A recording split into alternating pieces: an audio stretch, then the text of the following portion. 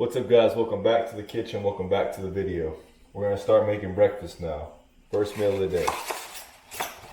Begin with 6 whole eggs, guys. 6.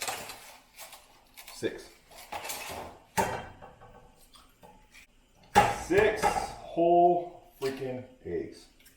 Not just the egg whites, we're doing the yolks too. 6 of them. 6 whole eggs. 6 eggs.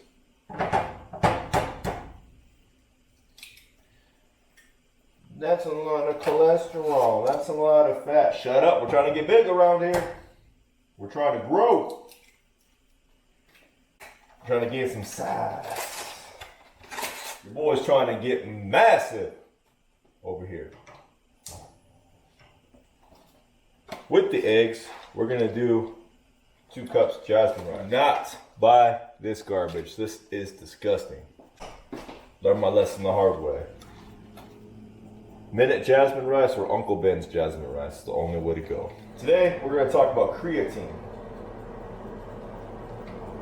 My thoughts on it. Should you use it? What it does. So types of creatine. You always should go with Redcon 1. Basic training series creatine monohydrate, as well as Tango. Tango's got 5 grams of creatine monohydrate, 1 gram of HCl, and 1 gram of creatine magnifier. It's got 3 creatines in it. Which ones do I take? I take both monohydrate as well as Tango. Right now I'm taking 2.5 grams, so half a scoop of monohydrate. I'm taking a full scoop of Tango, which has 5 grams of monohydrate in it. 7.5 grams a day. Overkill? Yes. Do I care? No. Again, we're trying to get huge! Does creatine make you fat? No. Your diet makes you fat. Put down the fork. But we're trying to get huge! Does creatine make you hold on to water? It hydrates the muscle cells, guys. It hydrates the cells. So yes, you are going to hold on to a little bit of water, which is fine, guys. You're not going to gain 30 pounds of water from taking 5 grams of creatine a day. Come on.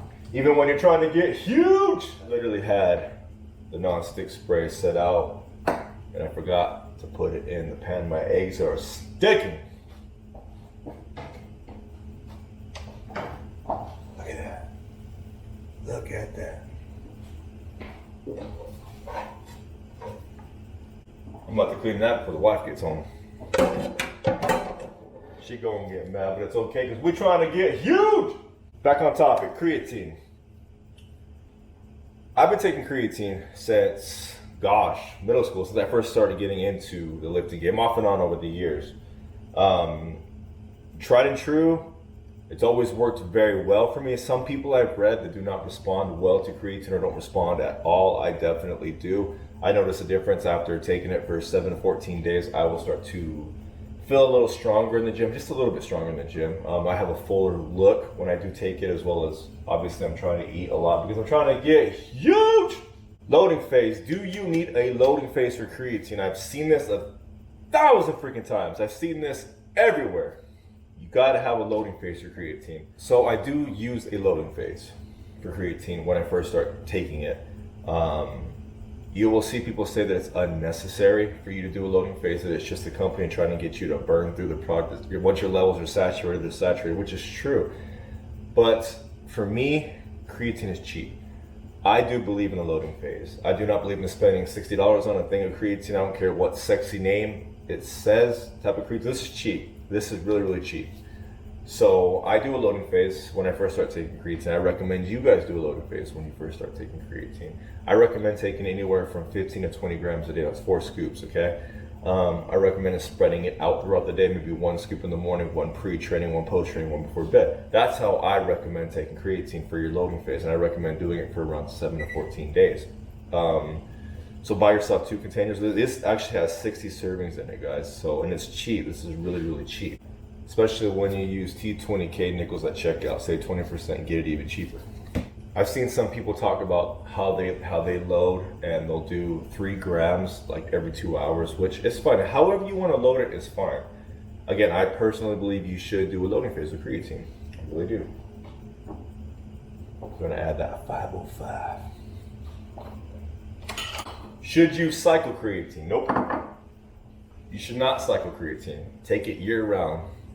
24/7, 360, whatever days during the damn year, take it. The only reason you should not take creatine is if for some reason you're not able to work out anymore, you get injured and you're not training any longer, or your life dictates you to stop training for whatever reason, or you should stop taking creatine if you can't afford creatine. Again, it is very cheap, but I'd rather you spend your money on food than you spending money on creatine. I'm gonna get flack about the loading phase talk, but that's just how I take it. You guys do whatever you want to do with your creatine. If you want to load it, take my advice, awesome. If you don't want to load it, you're still going to get the results. Your levels are going to get saturated. It may take a little bit longer, but you're still going to get there. You will start to feel it, in my opinion. And again, I load, but after the first 7 days, you're going to start feeling fuller.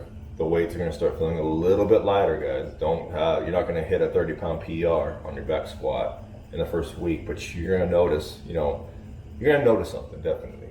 Again, creatine is tried and true. Do your research on it, guys. It is not bad for you, like a lot of people say it is. Drink plenty of water. Drink lots of water. You should be drinking lots of water anyway, regardless if you're taking creatine or not. But drink plenty of fluid, drink plenty of water. All right, guys, here's the end result. Meal 1, 2 cups of rice, 6 eggs, and green chili. We're gonna salt and pepper to taste, and we are out of here.